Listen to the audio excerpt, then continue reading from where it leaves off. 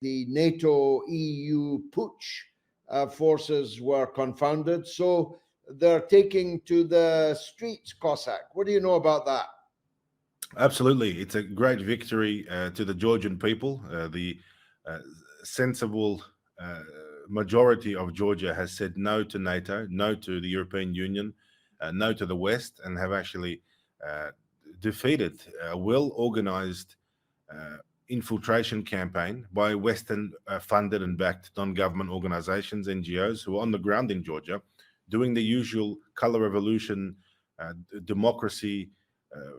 Let's do little protests and hand out pamphlets and then tents and maidans, and we know that playbook, and Russia knows that playbook, and the Georgians figured it out, that they don't want their country, Georgia, to end up like Ukraine, used and abused, chewed up and spat out by the West, by NATO. And the Georgians have said no to NATO, and it's a great thing. I congratulate the Georgian people, because being close to Russia for Georgia is an excellent thing.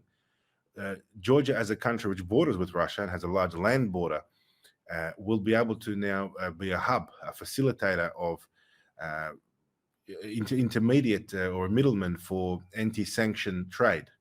So, for example, automobiles, it's an industry which is really flourishing in Georgia. Georgia buys a lot of cars, and their main export to Russia is cars, because a lot of these Western brands, for example, Japanese brands, are banned in Russia due to Western sanctions. But that's okay. Russia's turned to China, and China's providing lots of millions and millions of cars, and they've taken the chunk of the automobile industry. And it's great. And so these sanctions all work as a boomerang effect.